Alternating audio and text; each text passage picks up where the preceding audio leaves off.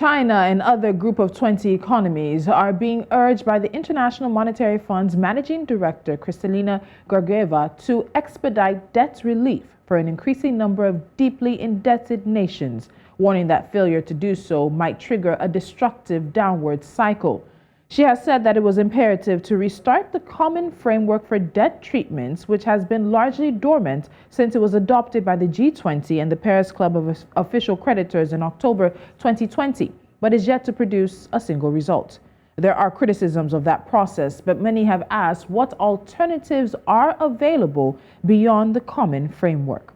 Joining me from Lagos, Nigeria is Abiodun Kayode-Alli, economist and tax manager for PwC Nigeria. Kayode, welcome to Business Edge. Thank you so much for joining me. Thank you, Philip, for having me. So when we look at the current crunch being experienced across the world and the far-reaching consequences that it has for emerging economies in particularly, we're seeing this warning come from the IMF in all directions. Is the IMF really onto something with regards to the necessity of debt relief, particularly for emerging economies? Okay, thanks for that question. So basically, consider what has been going on in the world, right? Especially a lot of developing countries, emerging markets, same situations of some of these countries running into a debt crisis, right? We saw recently what happened in Sri Lanka, how the entire economy went into a state of chaos as a result of them not being able to meet their debt obligations. So what is the IMF's concern at this point in time? What the IMF is simply concerned about is that most of these emerging market economies, they are in a situation whereby they can't meet their basic needs, they can't meet their basic obligations, and they can't meet their debt obligations, right? And given the current state of things in the world, with tensions in Europe, it doesn't seem to get any better. And we've seen even advanced nations of the world try to raise interest rates. They've even done that. And there's been capital outflow, right, from emerging markets to these developed nations. So basically what the IMF is simply trying to do is to protect these emerging markets from falling down any further. That's exactly what it's trying to do at this point in time. So I don't think it's anything that the IMF is trying to get any positive benefit, derive any positive benefit for itself. No. But what I think what the IMF is trying to do is just trying to play the big brother role at the moment. Okay, so when we look at the common framework for debt treatments, this came about in 2020, had the G20 involved, the IMF, the World Bank, of course, as well as the Paris Club. There hasn't really been any progress in the 2 years since this came about. What do you think about that? Because there has been criticism of the framework for being slow and ineffective, and now we still see some countries looking to that as their way out of their debt situation. Yes, you're quite right. You're quite right. Since 2020 has been expected, at least there should have been some significant relief for countries, nations that have reached out to the IMF to this program. But it's the reality. It's sad, and it's clear that that's exactly why the IMF chairperson, Kristalina Georgieva, is trying as much as he can to encourage countries that are member of the G20 framework, countries such as China, for instance, which happens to be the major lender and creditor to most of these emerging markets, is trying to encourage them to do something at the moment. Because even apart from her making this complaint, there is also being complaints from the Western world, because it seems like something hypocritical, right? It seems like something that was expected to come up with results, but yet it hasn't come up with that result. So there is disappointment all over, not just from the part of the IMF. It hasn't brought about the much needed reforms, right? And one of the excuses that one of the excuses that one give China is that China actually is not very good, is not very keen when it comes to restructuring loans, right, for most of these indebted nations. And consider Zambia, for instance, some of these indebted countries in Africa. One of the key issues that they have with China is that Zambia in particular is that it's not like it's just maybe two of Chinese creditors that are actually giving it loan. It's not like you have a situation whereby it's the policy banks. You have policy banks and the private lenders. You have lots of creditors in China that have actually offered Zambia. So China is not. It's not good at. It's not yet. I think some reports have said that China is more like a novice when it comes to restructuring such loans, and that's why the IMF chairperson is trying as much as he can to tell the Chinese government to actually come up in terms of restructuring these loans. So, like you rightly said, it hasn't yet yielded much result, and it's quite disappointing everywhere. All right, and we'll get into that Chinese conversation a little bit more because, as you said, it's now the bilateral lender to Africa, having replaced many others. And if it is a bit naive in this restructuring conversation, there needs to be some guidance. But we know that 3 African countries, Ethiopia, Zambia, and of course, we also have Chad, have requested help under the IMF Common Framework, and their creditors are scheduled to meet this month. We know Chinese officials are involved in the conversation, particularly with Zambia. How do you think this will play out? Because a lot of people are looking particularly at the Zambia situation as a template to what could come for African countries when it comes to restructuring their debts.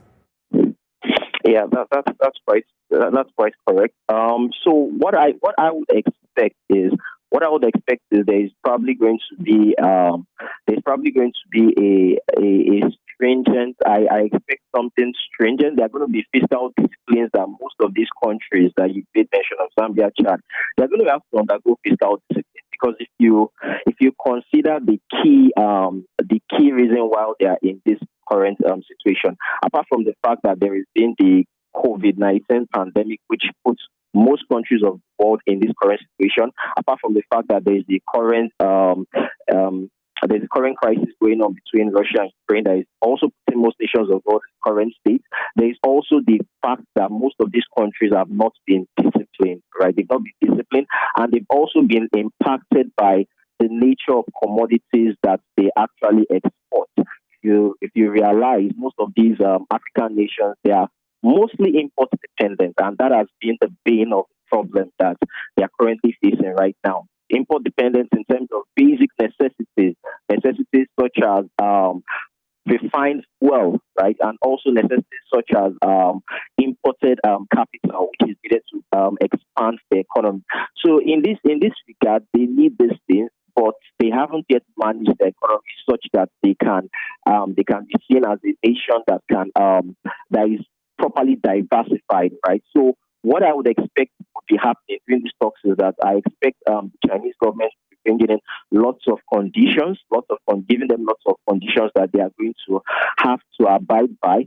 And there is something that is actually important as well. If you consider the track records of China in the African continent, one thing that has always been said is that most African nations seem to have been gullible in the sense that we've almost always taken Chinese loans to the detriment of the country, of the continent itself. Because what has happened in the past is that most national assets have actually been lost. National assets such as you consider in Kenya was almost losing its Mombasa port, right? I think sometime in 2019. And also if you consider Uganda, the Entebbe International Airport, so that was going to lose that. I think it's even lost it, rather. It's even lost it. So what I would expect to happen is that probably the Chinese government wants to take advantage of some of the national assets that these countries probably own and would probably want to use it to its own advantage. But like you rightly said, considering that there is a possibility that other nations that seem to be at the brink of the default as well, they would want to monitor what is going on right now, right? So I struggle to see what the Chinese government would want to do in such a way that it favor these nations and not itself, because China also has its own problem. So I think it's something that is still up in the air. We just have to wait and see what's going to happen.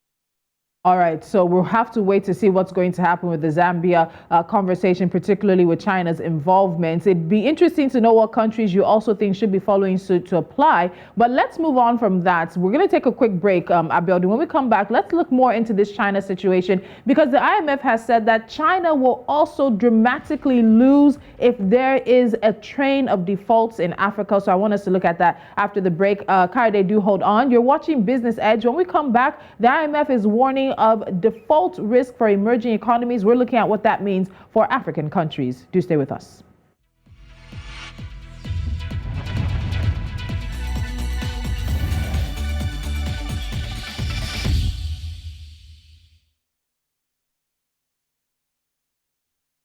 Now, China, perhaps more than any other member of the G20, has the most debt owed to it by African countries, and it has already agreed to co-chair Zambia's list of creditors, which has been well received by stakeholders. However, Chinese loans to other countries like Congo, Angola, Sudan, and others currently exceeds $140 billion.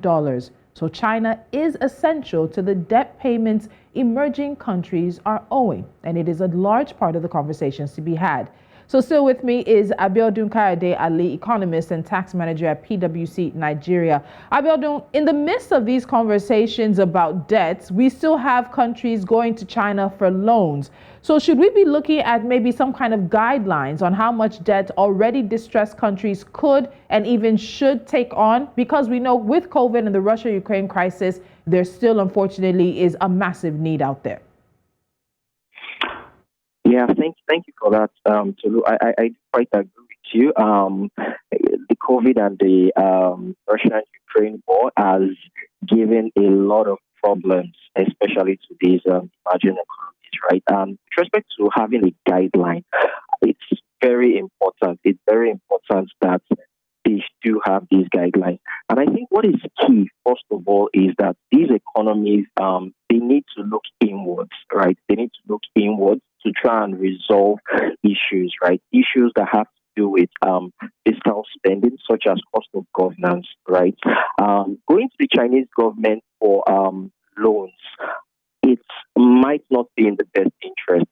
One of the issues that we have with Uganda, either Uganda or one of these developing nations, is that by the time they lose those assets, those national strategic assets, Chinese government, definitely those assets will be used in favor of China and not themselves, right? No one gives a loan because out of benevolence, right? Most of these nations, they don't give out that out of their benevolence.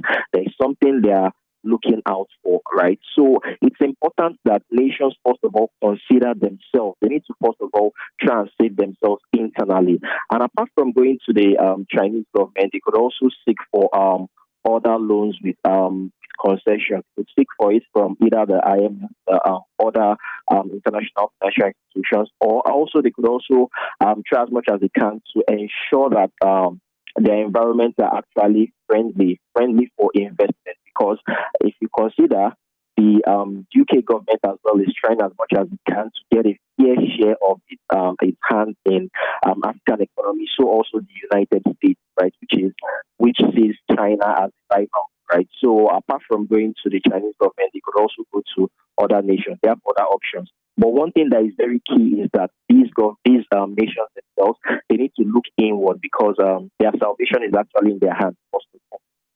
Yes, the answer to our problems are also in our hands. So, Abiodun, let's look at this. We've also seen, particularly for China as well, that investors have continued to cut their holdings in Chinese bonds. And that itself is possibly putting China in a very difficult situation. And as I said earlier, the IMF managing director has also noted that China could be the first to lose dramatically if the wave of debt defaults actually becomes a crisis. So this question is in two parts. What would it mean for African countries if in particular we can't access credit from China? And then when you look at the fact that investors are cutting their holdings in Chinese bonds, what is it meaning for China? Because it becomes a situation where China may not have to give what it would like to give.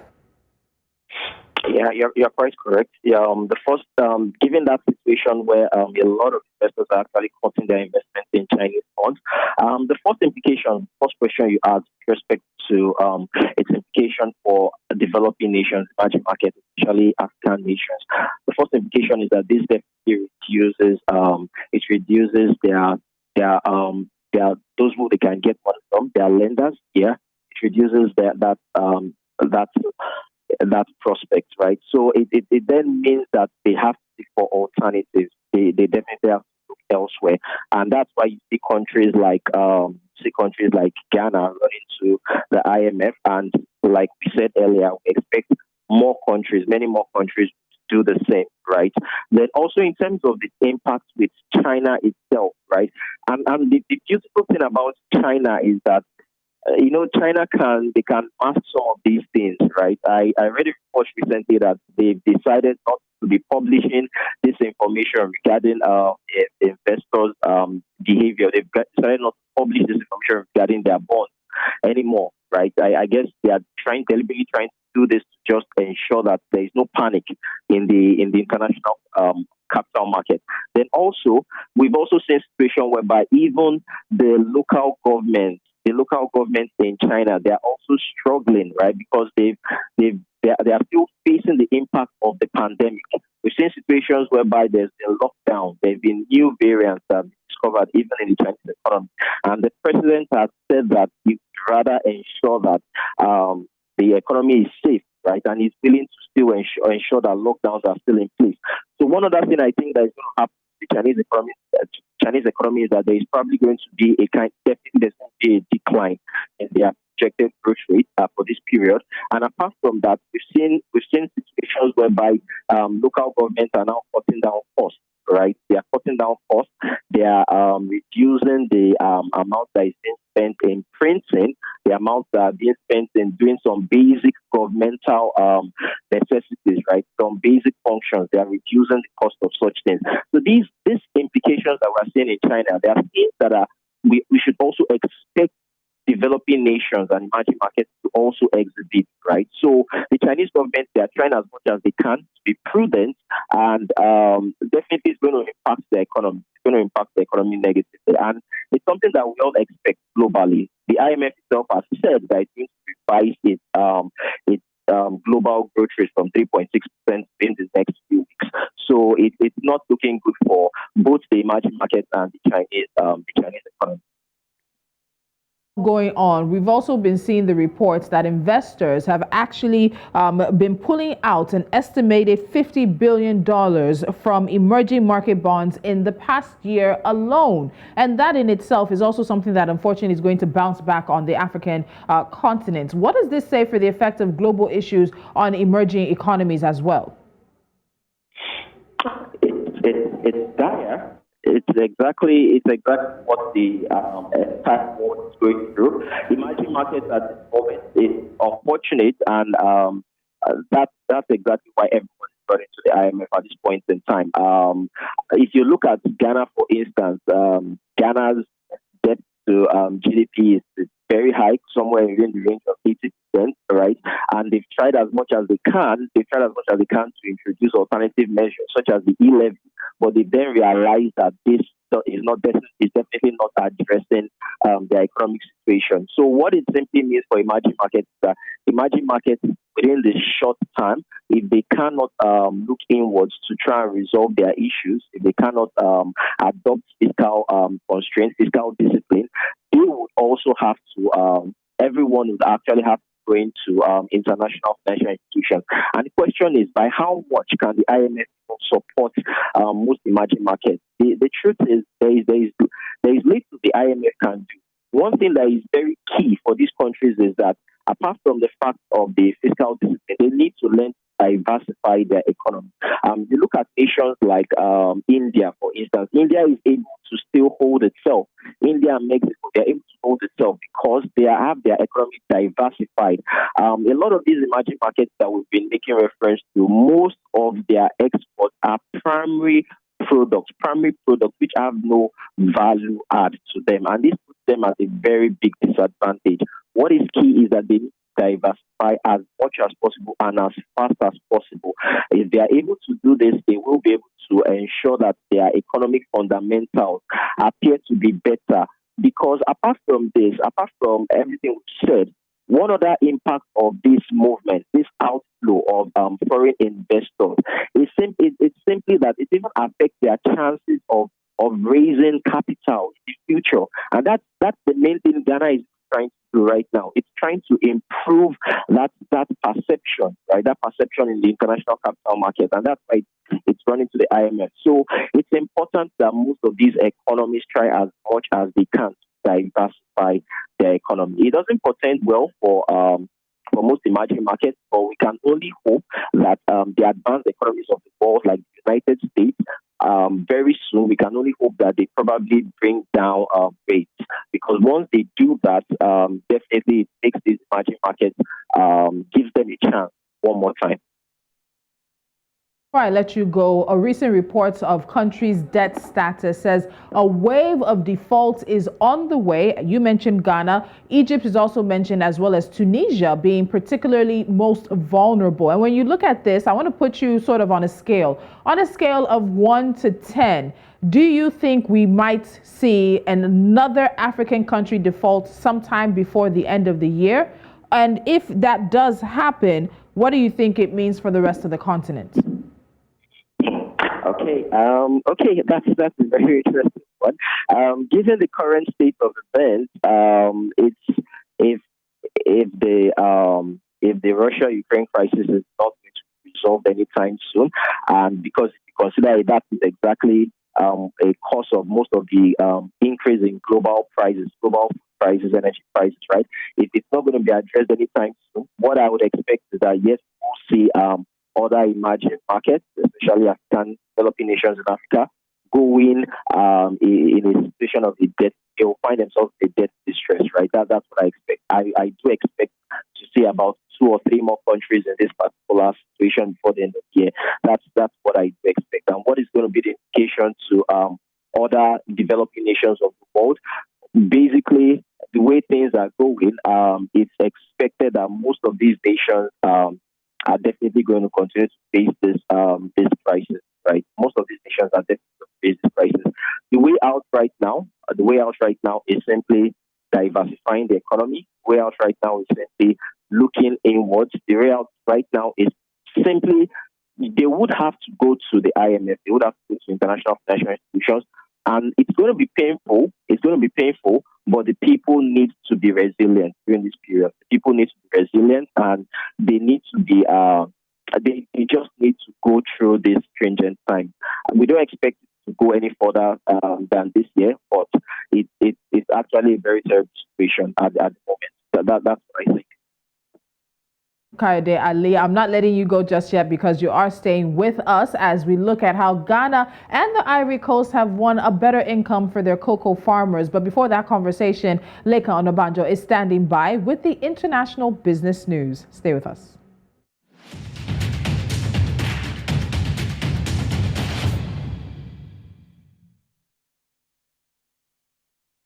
It's time for international business news. My name is Lekon Onobanjo. Well, I tell you that Europe is having rough patches even as the euro tumbled to the brink of parity against the US dollar as fears grow that Russia will plunge the continent into darkness by shutting off gas supplies this winter. The single currency fell to a fresh 20-year low against its US counterpart following the shutdown of Russia's main gas supply and pipeline to Germany for scheduled maintenance. Concerns over an impending economic disaster sent the euro down as much as 1.1% versus the resurgent dollar, as experts fear that deliveries through the Nord Stream 1 network will not come back online when repair work ends later this month, plunging Europe's largest economy into a full-blown energy crisis. Meanwhile, in Britain, the head of the energy watchdog has admitted that household bills will rise by more than expected this winter, even as supplies are not cut, with some experts forecasting disaster and devastating costs as high as £367 a month. The pound dropped below $1.19, close to its lowest level since March 2020. Economists have warned that disrupted gas supplies would cause a sharp contraction in gross domestic product in the Eurozone, with Germany among the hardest hit.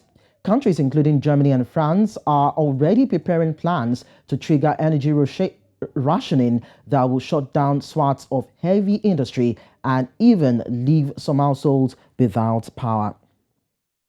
A senior U.S. Treasury official said a proposal being explored by several of the world's leading economies to cap the price of Russian oil exports will be crucial for preventing another global price spike to around $140 a barrel. European Union countries are already on track to end most oil imports from Russia by the year's end. Separately, the EU and UK are planning to ban the insurance of tankers carrying Russian petroleum products. Because the EU, UK, and US insure an estimated 90% of Russia's seaborne oil shipments globally, the move could deprive the global market of as much as 5 million barrels a day of oil and refined petroleum products. US Treasury Secretary Janet Yellen is planning to urge government officials to support the price cap plan, even as G7 leaders agreed last week to explore the price limit plan. The ongoing crisis in Ukraine continued to take a negative toll on Italy's economic situation, the country's main statistics entity has reported. The National Institute of Statistics said in its monthly update on economic trends that there was high uncertainty linked to the conflict between Russia and Ukraine, combined with inflationary pressure and a change in monetary policy in the Eurozone. The crisis in Ukraine is seen as helping to spark an increase in energy crisis that has had a knock-on effect on other parts of the economy, including industrial production and transportation. Finally, the Financial Stability Board will propose global rules for cryptocurrencies after it warned that crypto poses risks to key parts of traditional finance. The FSB will report to G20 finance ministers and central bank governors in October on regulatory and supervisory approaches to stablecoins and other crypto assets. The global watchdog has so far limited itself to monitoring the crypto sector, saying it did not pose a systemic risk. But now it is calling for an effective regulatory framework to ensure crypto asset activities posing risks similar to traditional financial activities are subject to the same rules. And that's all on international business news. In our next conversation, the Ivory Coast and Ghana have been fighting for a better income for cocoa farmers in the countries. We'll look at the latest developments after this break. Do stay with us.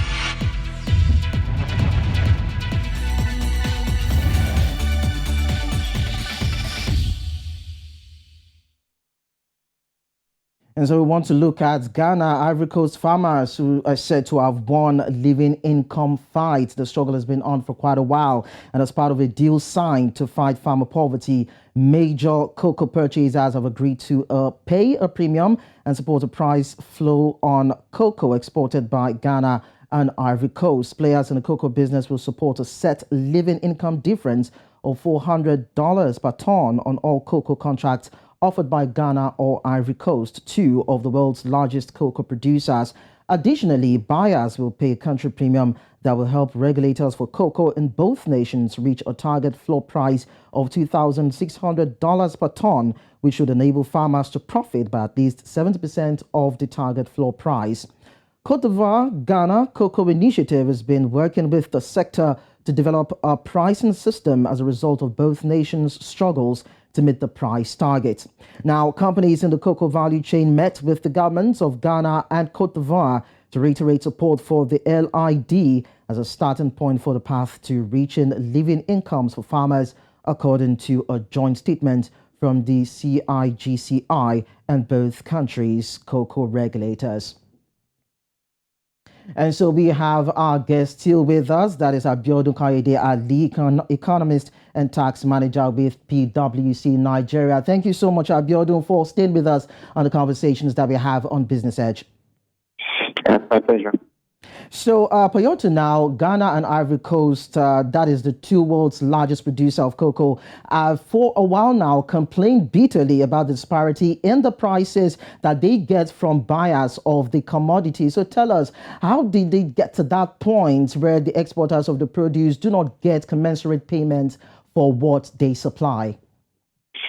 All right. Okay. So basically, these two nations, like you rightly said, the question, they're actually the largest. They are two of the largest producers, right? And if you look at it historically, they've had a market share of 60% of world cocoa, raw cocoa that is being produced and sold, right? But the problem that has predominantly been with these two nations is that they are not able, right? They are not able add much value to it. So everything that is being done is actually on a subsistence level, which has actually been the issue. And over time, the government quotations has tried to create the board, right, the cocoa board, which is expected to help in setting the commodity prices, right. So if you even look at it in the value chain of cocoa itself, of chocolate rather, the value chain, the end product, which is chocolate, we discover that the value of this primary product itself, it's very small, right? And this has severely impacted on the exports in terms of the income to the farmers themselves and in terms of the income to the government, because there is little that both parties can get from it. The individuals themselves, the farmers themselves, they've been living on wages of less than $1.9 a day, which is actually below the poverty line, right? And I was reading a report where it said that some of these farmers themselves can't even afford the final output, the chocolate itself, when it's manufactured by the demanding nations for these products, right? So it's been so bad for these particular countries, and that has been the history over time. Well, it's quite interesting and equally surprising, Abiodun, that right now, when the prices of commodities across the world are said to have increased, the prices of cocoa is said to have declined. So tell us, why is that so? Okay, so two things to look at. The first one that we can see is that we understand that in most advanced economies where the final output in terms of chocolate is being demanded, even though there is a lot of inflation in these economies, in these particular geographies, we discover that people are beginning to change their consumption, right? So right now, chocolate is actually not a necessity, right? Look at the United Kingdom. Look at Europe, where we have the cost of living crisis. There are more essential products that are in demand and not necessarily things like chocolate, right? So you can see that there is a reduction in demand for these items, even though the prices of the final output chocolate is high. So because of the reduction in the demand, and also there was also a situation of an overproduction in previous years during the COVID year. During the COVID year, there was excess production which has actually been stored, right? So it has kind of reduced the demand for the primary product itself right now, and that's the reason why you still find that despite the fact that primary products are rising, essential primary products are rising, such as oil and such as wheat and such as even crude oil, right? While those essential primary products are rising, products such as cocoa, it's not as much in demand as the other commodities. That's the reason why we find this current situation. All right. Just last week, Abiodun, the Ghana Cocoa Board pressed for equitable pricing of cocoa by the foreign buyers. And I believe it's one of the measures that they're hoping in order for them to be able to get as much as they can from the buyers. But then tell us, did this actually have anything to do with the decline in prices, or is something that had been in the offing before now? Oh, sorry. Could you come that question again? Yes, according to what we know, that was just last week anyway. The Ghana Cocoa Board pressed for equitable pricing of cocoa by the foreign buyers. So we'd like to know if did the decline in price have anything to do with that demand, the demand for equitable pricing, or it is something that had been in the pipeline before now? Oh, okay. All right. Thank you. So this is something that has actually been in the pipeline before now. It's something that has actually been a call. I mean, there's been that call for this a very long time ago. And the reason why I'm sure the Ghana Cocoa Board is currently pushing for it in the current moment is you understand that the Ghanaian economy, they are trying as much as they can to get out of the unfavorable situation they found themselves in. So I guess this is just the country trying as much as it can see how it can salvage its economic situation by looking at what is its major export, cocoa, right? And if you even consider it, there is a strong discouragement for farmers at the moment. Right now, you see a lot of farmers who are even struggling and are considering should they continue to produce cocoa when there are other agricultural commodities that are thriving better, things like rubber, right? And some of these farmers are going to the extent of even letting their land to illegal miners, right? So these are the things that are giving rise to right now. All right, thank you so much, Abiodun. Definitely we'll continue with the conversation later on, but then we appreciate the fact that you had to join us on the show. Thank you. And so Ghana and Ivory Coast last month suspended forward sales of cocoa for the 2022-2021 season to give them time to implement the new pricing mechanism. But traders said that the plan could lead to surplus production and might eventually prompt them to seek other sources of supply. Ultimately, funds raised by the living income differential will be used to help increase payments to farmers. And that is the conversation on Business Edge. But then we'll go on a short break, and when we return, we will touch on another agricultural product that is finding more use than as just food. Do stay with us.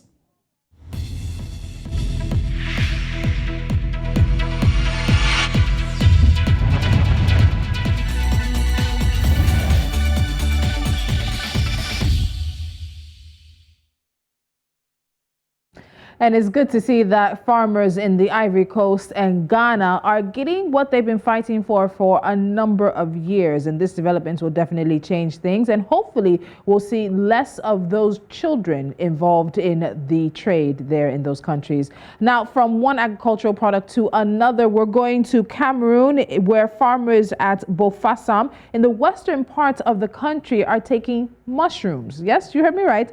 Mushrooms that are grown on agricultural waste away from the kitchen. They're transforming the fungi into hair and body oils that tap into the unique nutrients and therapeutic properties. We have more with Adeshewa Odusoga. The cultivation of edible mushrooms remains very rare in Africa, despite the advantages of being almost free.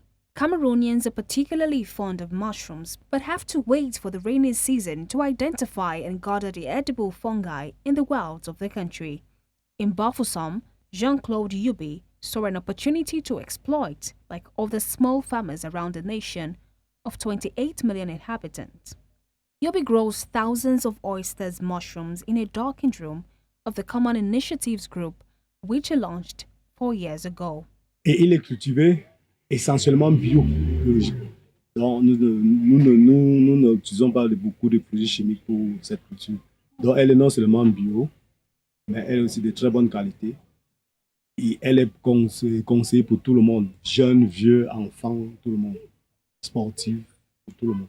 Every 3 months, the time it takes for a full growth cycle, the business in Bafoussam produces 300 to 400 kilos of mushrooms, 80% of which are sold directly to customers to be eaten. Une campagne de production dure 3 mois en moyenne.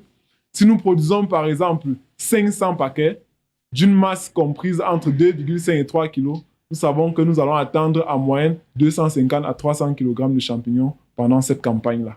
Je suis très à l'aise lorsque je consomme du champignon, sous toutes les formes. On fait du bouillon, on peut faire le rôti, on peut faire les brochettes de champignons. Et ça me met vraiment à l'aise. The remaining mushrooms are transformed into body and hair oils, soap, juice, and even a liquor that Yubi presents as mushroom whiskey. Bon, l'huile aux champignons, ça rend les cheveux, ça assouplit les cheveux, ça les repousse aussi, je vais dire, les pellicules, ça traite aussi les pellicules. Voilà, les casses de cheveux, ça entretient. Several African indigenous communities consume mushrooms to augment protein in the diet of rural and urban dwellers. Sadly, the lack of official national data on the production and consumption of mushrooms makes it hard to gain an idea of the market value and the extent of the sector. Adishawa Odushoga reporting for News Central.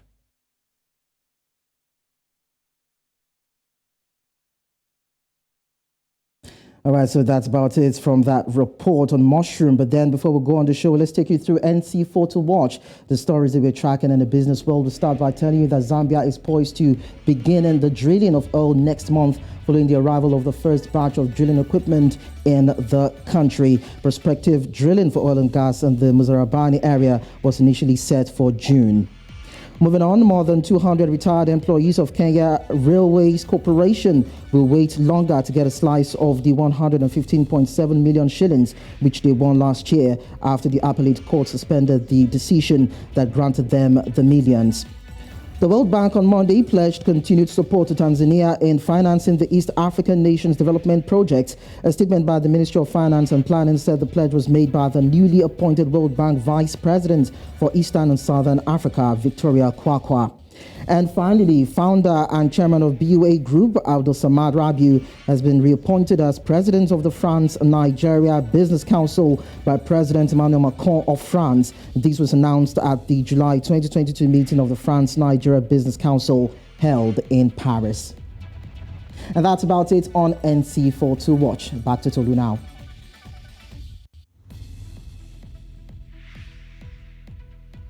Thank you so much, Leka, and thank you as always for watching. Don't forget to follow us on social media. We are at News Central TV. You can, of course, download our mobile app. You can subscribe to our YouTube channel and watch us on the platforms we're available. And make sure you stick with us throughout the day, 24 hours a day, 7 days a week, where we put Africa first. Coming up at 12 noon West African time is News Central Now. Until next time, I'm Tolu Lokwe Adeleru Balogun.